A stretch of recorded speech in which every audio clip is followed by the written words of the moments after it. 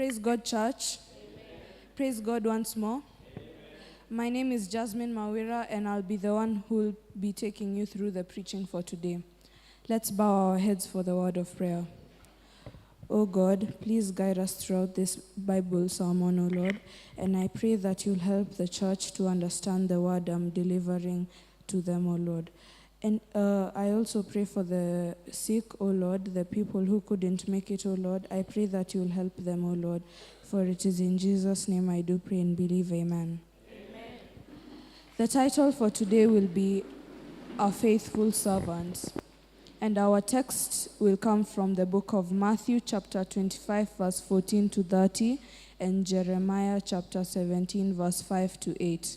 And our sit-up will be, I will always bear fruits as a faithful servant. Sit up. I will always bear fruits as a faithful servant. I shall tell the church a story about a girl named Faith. Faith was a very obedient girl. She followed what her parents told her, and she helped throughout the house. She also got good marks in academics. She was a very good girl. Faith went to her grandmother's place for a stay, and during her stay, she asked her grandmother to give her a mango tree to go plant at her place. Her grandmother agreed and gave her a young mango plant.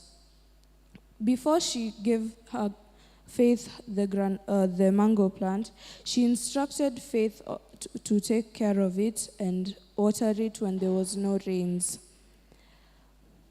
Her grandmother sent her home with the mango plant and wished her well. She followed the instructions given to her and gave care to her plant. Days passed and her small plant became a tree. Faith was very happy and excited when she saw small mango fruits. Faith went and told her mother, and her mother encouraged her to patiently wait for the mango fruits to ripen. So Faith patiently waited for the mango fruits to ripen. And when they ripened, she was very excited. She picked some mangoes and went and tasted. She found out they were very delicious, and she asked her mother if she could go take some to her grandmother to show her gratitude. When she went to her grandmother, she gave her grandmother some mangoes. And after she gave her grandmother was very proud of her. She congratulated her for her success and also wished her well. So this story teaches us how we're supposed to be patient. We are supposed to be hardworking, and how hard work pays off. You see, like Faith, she planted the tree. She was very impatient, but then at the end, she got a reward. I shall tell the church another story where there was once a man who was set to go for a journey. He called his servants and put them in charge of his property. He gave to each according to his ability. Sit up.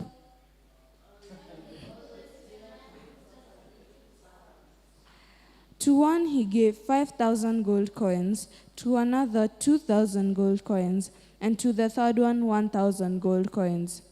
The servant who was given 5,000 gold coins invested and got 5,000 more gold coins. He was congratulated for his faithfulness and was welcomed into the joy of his master.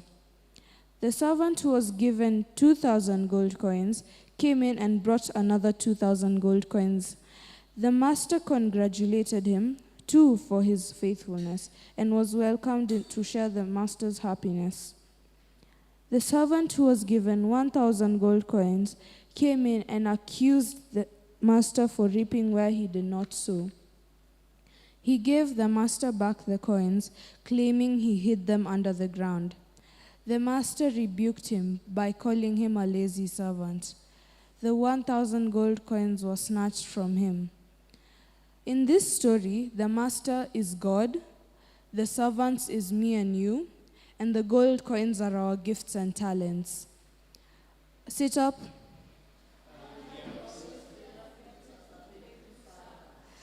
A faithful servant is someone who is loyal, can work without supervision, is not reminded what to do.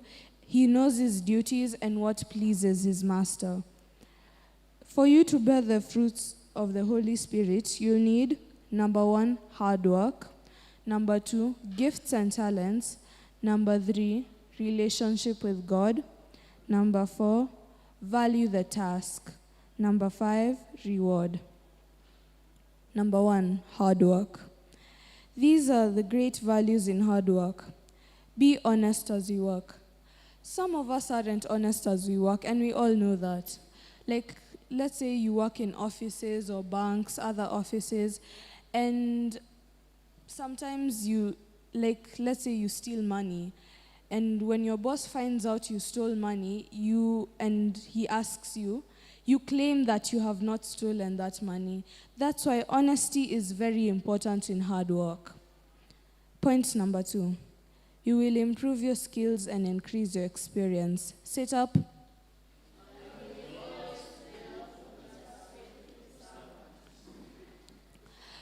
Even as you work, you're not only working to earn money, you're also working to improve your skills and increase your experience in order for you to get to higher places. As I said before, hard work pays off. Even at schools, you see students reading, you're studying, you've been studying since the first term, the first day of school you've been studying, and when you get your report card for exams to see your marks, you see you've gotten good marks. This supports the statement, hard work pays off.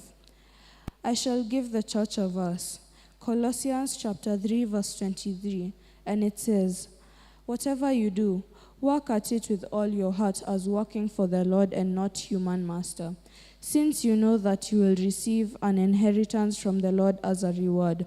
It is the Lord Christ you are serving. Sit up.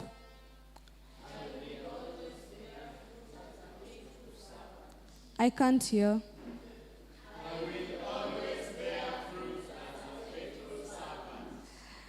Number 2, value your gifts and talents.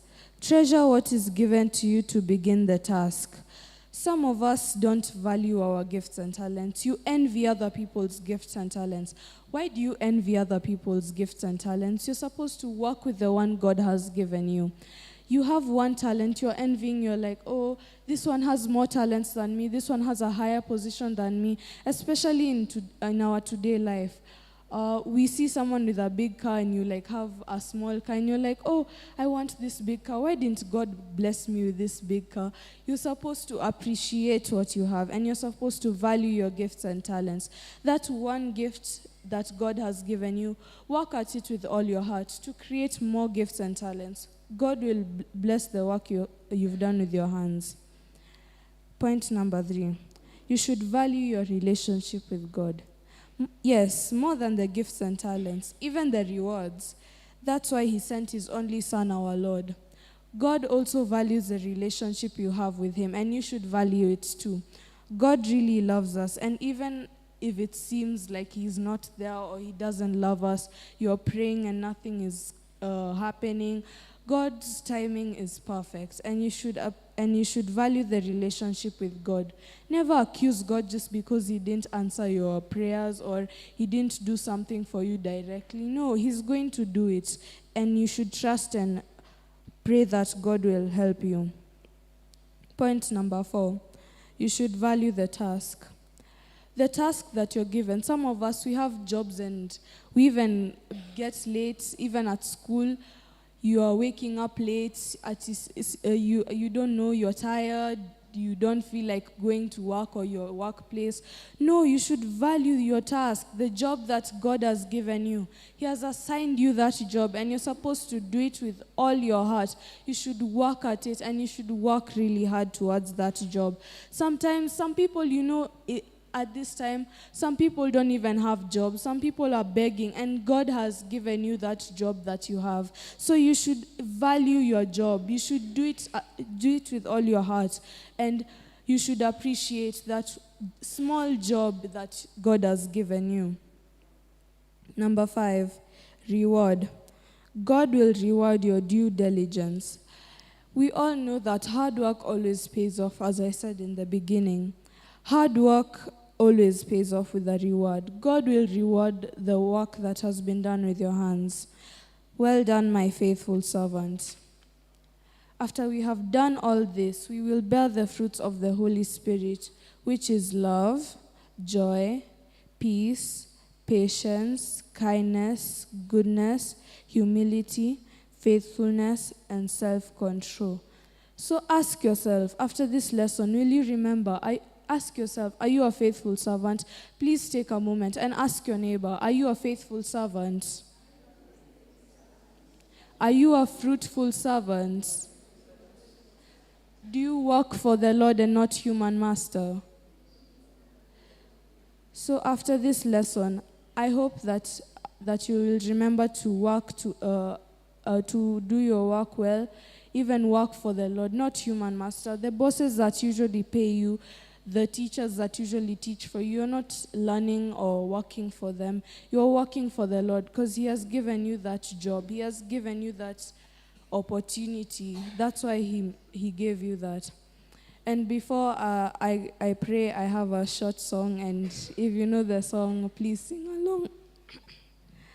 Unaweza kufanya, unaweza kutenda mambo makubwa zaidi ya niomavyo. Unaweza kufanya,